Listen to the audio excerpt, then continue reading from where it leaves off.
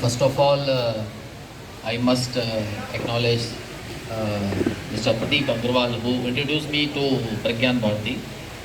And I also thank organizers for giving me this opportunity to share my thoughts on Swadeshi science. I am actually working in the defense technology field. So when I was actually doing my work, I came across a lot of literature which was talking about what was science in our country. So that is how this Swadeshi science topic interested me a lot, and I started reading about it. And now I will be sharing my thoughts. Next.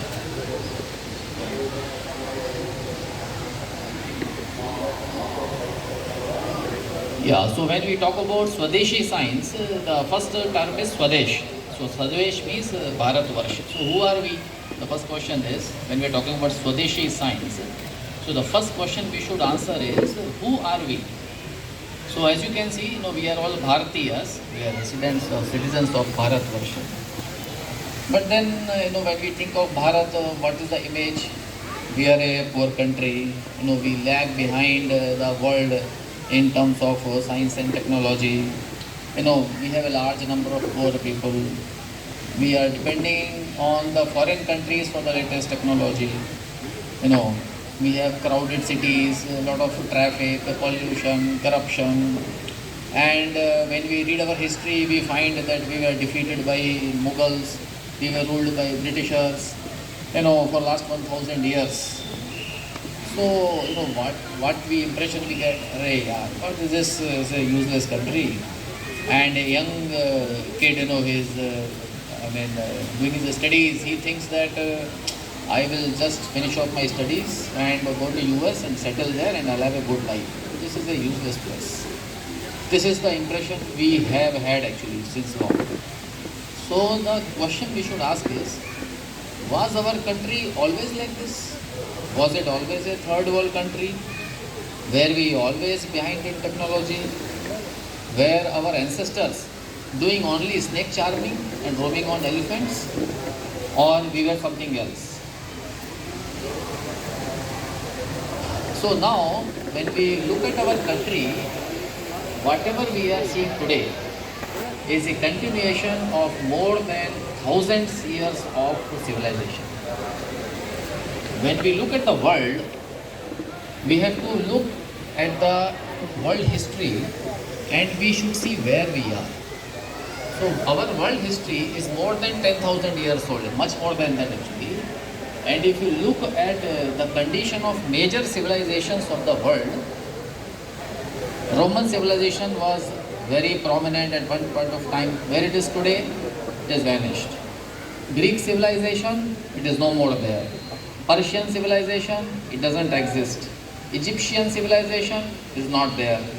Mesopotamian civilization, it is not there. Chinese civilization, it is there continuing to some extent. And Indian civilization, it is also surviving and continuing.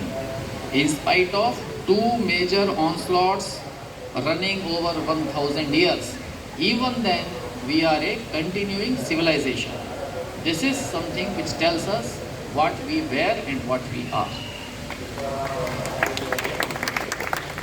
So still we have to ask, who are we then? Okay, we are very ancient civilization.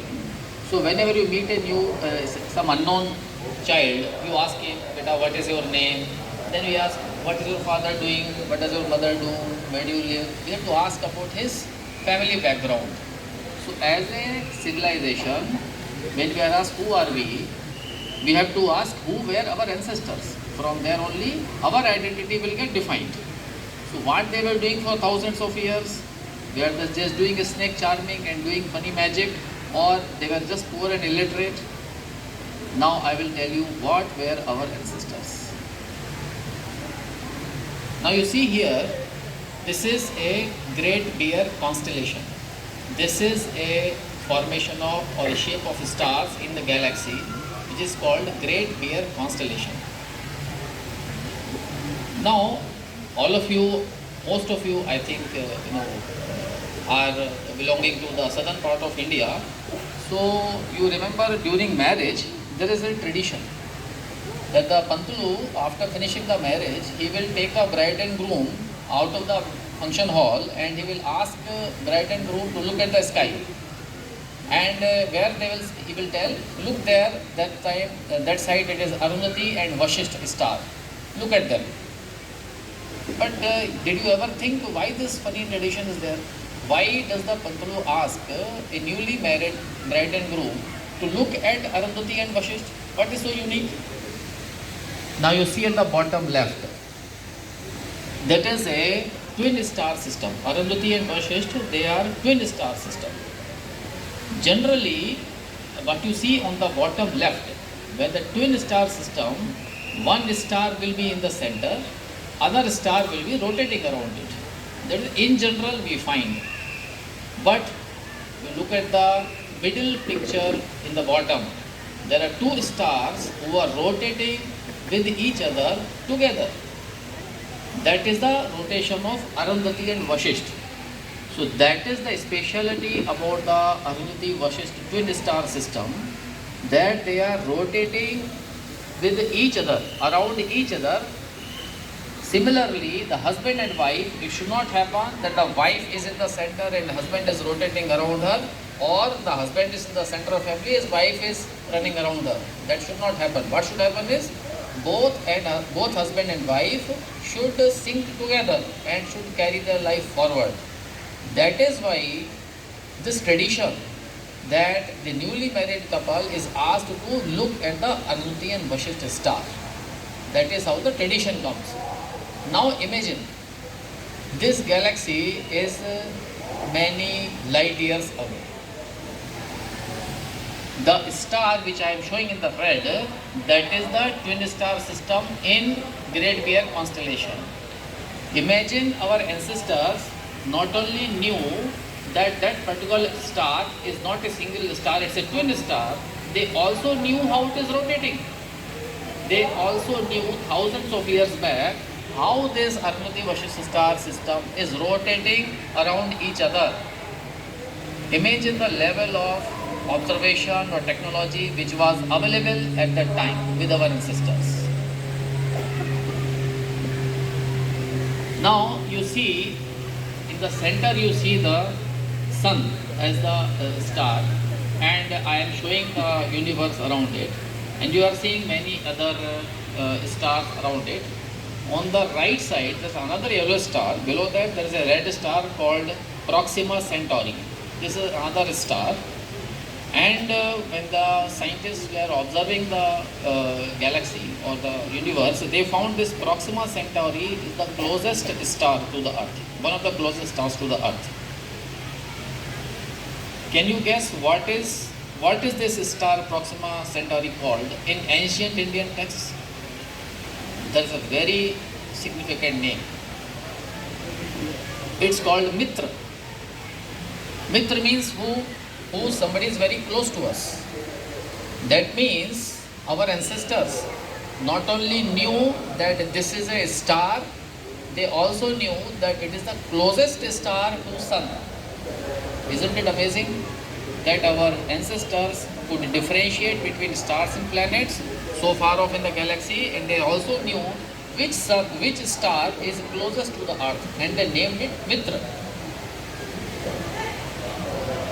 Now you must have heard that Vasco da Gama discovered India. So as if we didn't exist before Vasco da Gama came. But Vasco da Gama in his own book has written what all about his expedition to India.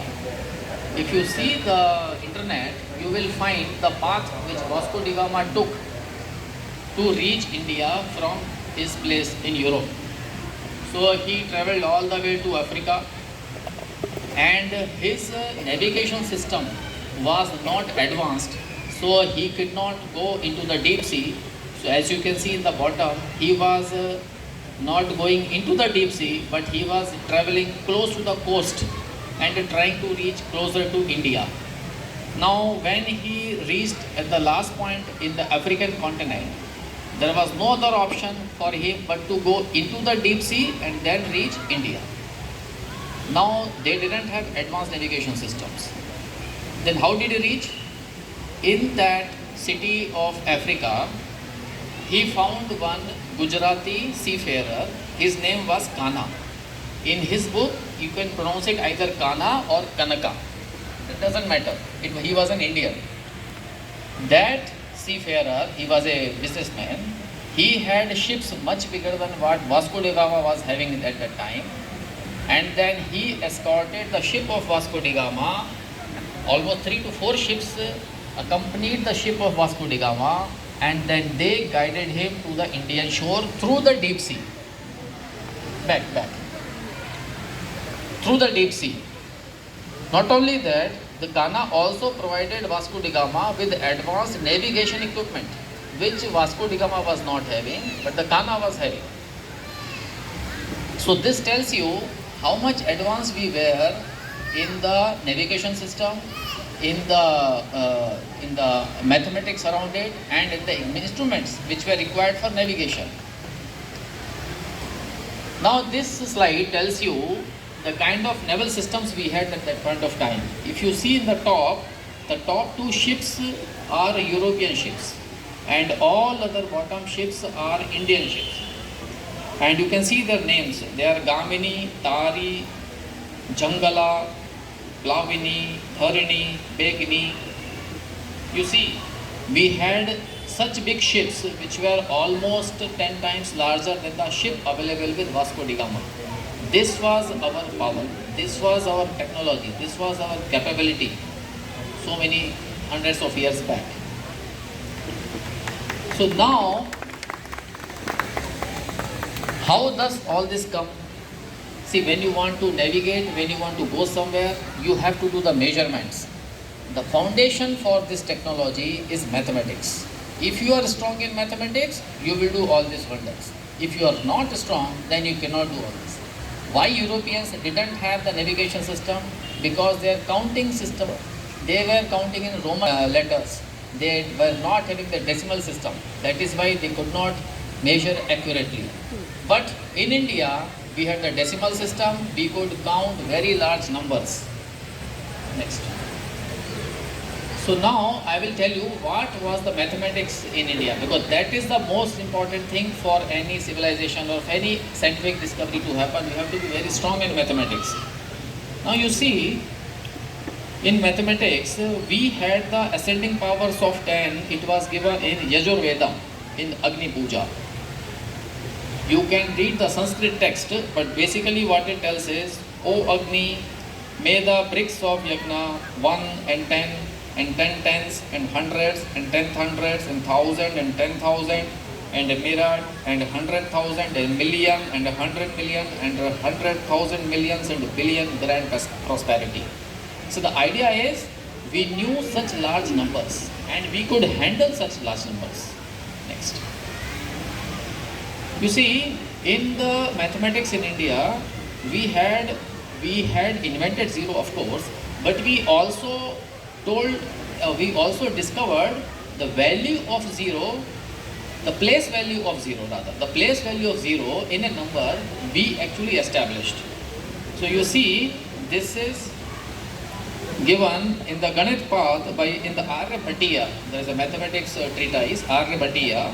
There he talks about different numbers. You can see here, it is counting from 1 up to Vrinda, which is maybe 1 billion. We can skip this one. Now, in the mathematics in India, there are a lot of things. We discovered the value of pi. We were excellent in Vedic geometry. We were doing cryptography. We were doing calculus. It was not just we were doing only, we discovered zero and then we were sleeping. We were very advanced in mathematics.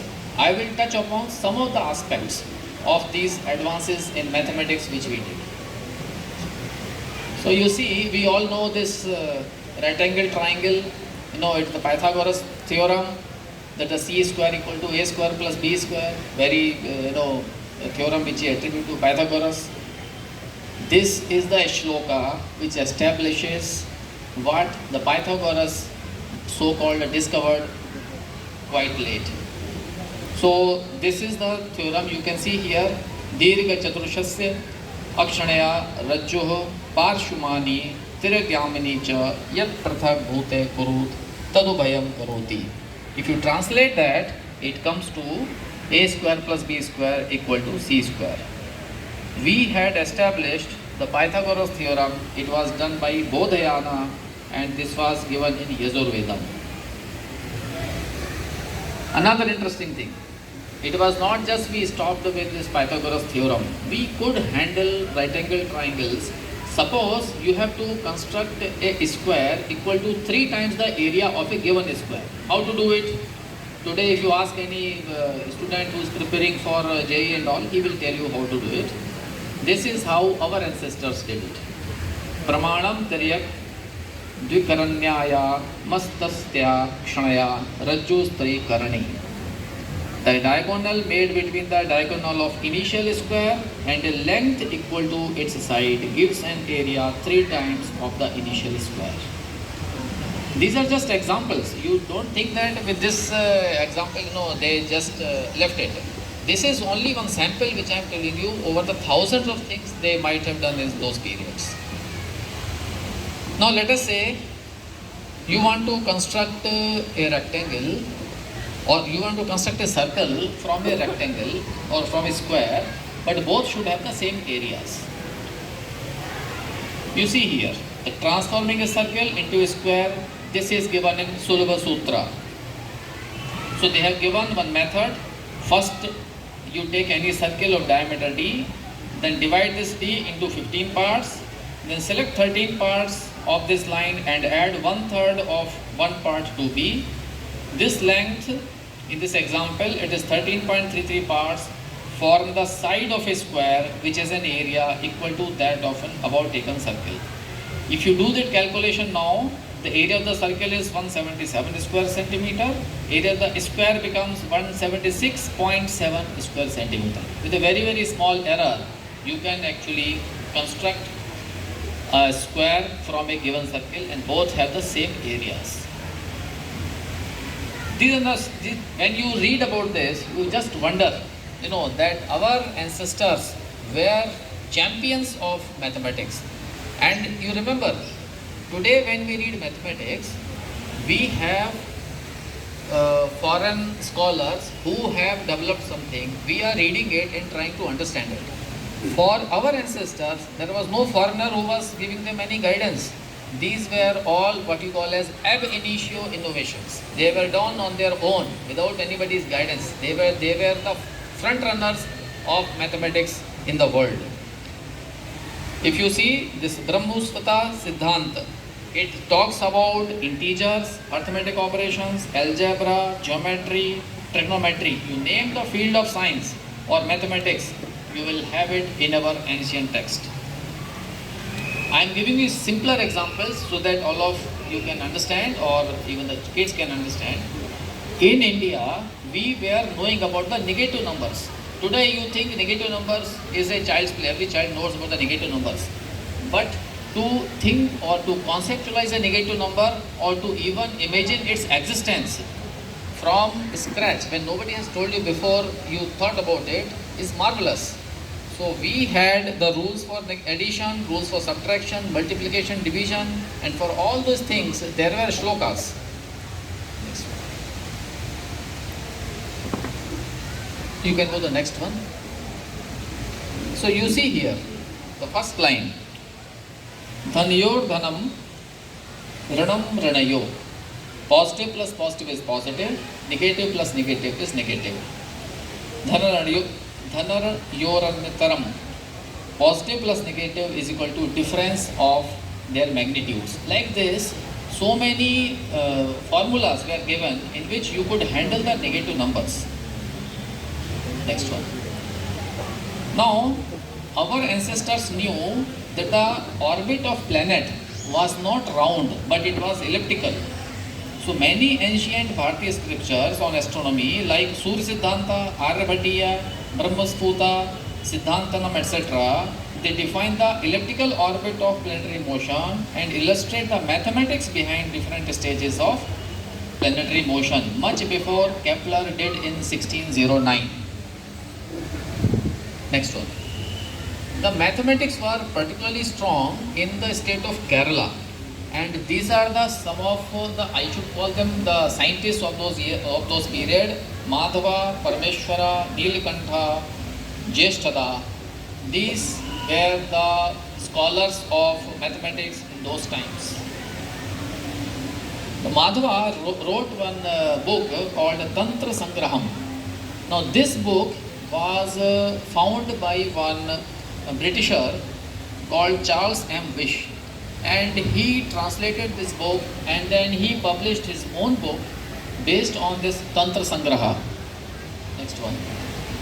In which he talks about the achievements done by Madhava in the field of calculus. Next one.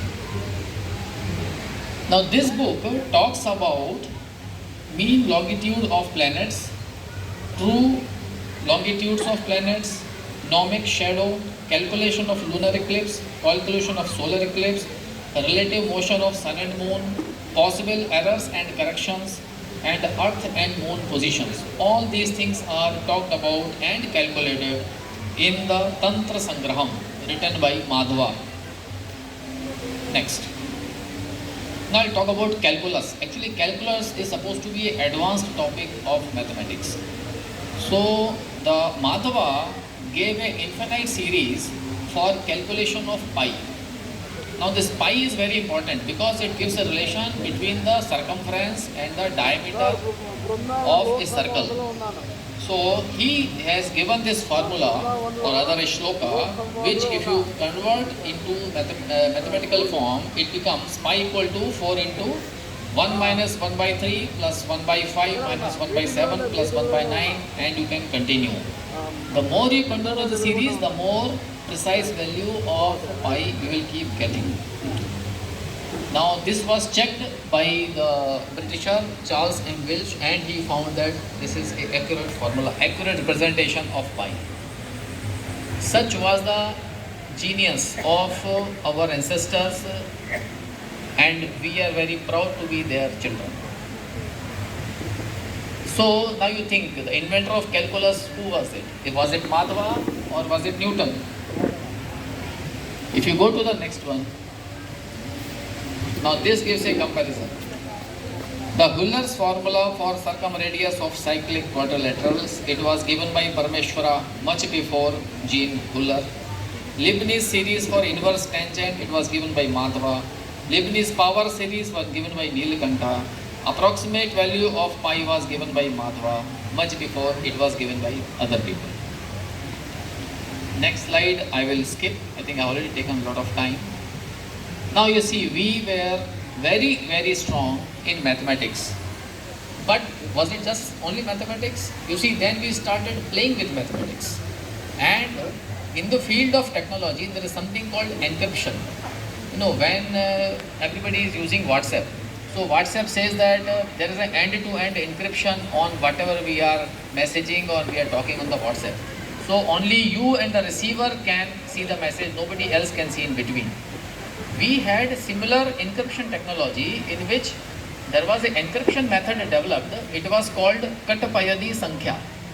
So you can write something using the Sanskrit language, use the Katapati Sankhya, and you can convert into a number. So only those people who know this encryption, Katapati Sankhya, they only will be able to decipher what is that number. So now I will tell you very interesting implementation of this encryption in one of the Shastras. So you read this one shloka in the praise of God Krishna. Gopi bhagyam tuvrat shrangi shodadi sandig khal jivit khatav gal halara sandaraha. O Krishna, the fortune of gopis, the destroyer of the dam and Madhu, protector of cattle, the one who ventured the ocean depths, destroyer of evildoers, one with a plough on the shoulder and the bearer of nectar, may you protect us. This is such a beautiful Sanskrit shloka praising God Krishna. Now, apply the Katapati Sankhya to this shloka and I have given the table in the Katapati Sankhya encryption. The first column, which is Ka, Ta, Pa, Ya, is given in numeral 1. Similarly, Kha, Tha, Fa, Ra is given number 2. Like that, you can convert each word letter into a number. So when you convert this shloka into a number, what do you get? You see, what do you get? It is coming on the screen. It is the value of pi accurate to 32 decimal points. This is what encryption we achieved, our ancestors achieved. This is the technology which they established. So they were not only genius, they were also playing with whatever they had achieved, and they were, they were enjoying life with this kind of things. Yeah, just 2 minutes. So now you see the innovation was at its peak. You see the top verse, which is written as Vandeham Devam Tam Shritam Vrindaram Kalam Bhasaya Ramo Rama Dhirapyago Leela Mara Yodhe Vase. You can read the translation. It is a poem in the praise of Lord Rama. If you reverse this, the top line, if you just read it reverse, Seva ye Teo Rama Lali Gopa Radhi Mara Mora Yasya Bhalam Karam Taram Tam Shritam Vandeham Devam. This is in the praise of Lord Krishna. You see the amazing part. If you read in the forward direction, it is the praise of God Rama. If you read in the reverse direction, it is the praise of God Krishna. This was the kind of innovation which our people were doing. Then what happened? Why did we become so poor country and so backward? See, the knowledge is liberator. If you want to control human beings, you have to destroy the knowledge. So what happened? We were attacked by the people who hated knowledge. You can see the example of destruction of Nalanda University by Bakhtiyar Khilji. Now what happened actually, I will just take 10 seconds. Imagine one fine day, all computers in the world get destroyed and all the scientists and engineers are murdered. Next day, how backward we will become as a human civilization? Imagine how backward we would have become.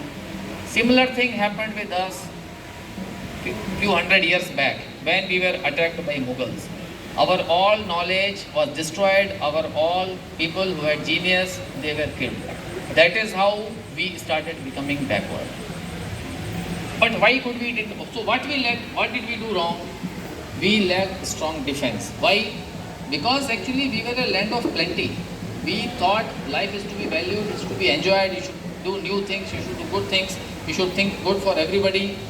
The total destruction we never thought of. We could never comprehend that we could be hated so much. So we lacked the Purva Paksha. Whenever somebody came to us, we never thought that what could be his agenda, why he is coming here, why Vasco da Gama is coming to India. We never thought about it. What was the hidden purpose he was having? What is the belief system of somebody who is coming here? We never thought about it. Does he respect our culture? Does he respect us? Whoever is coming to us? Whatever he is he telling the truth? So we must have thought who is ours and who is the other. So who are we? I'll quickly conclude. We are Bharatiyas, children of a civilization thousands of years old. Our genes carry memory of thousands of years. Our ancestors were great. They were masters in mathematics, astronomy, navigation, architecture, linguistics, arts, music, dance, you name it, we had it. We survived two major onslaughts. Now is the time to rise again. So what are we doing now? So we have launched Chandrayaan-3, first time in the world. We are the only country who landed the Chandrayaan into the south lunar pole.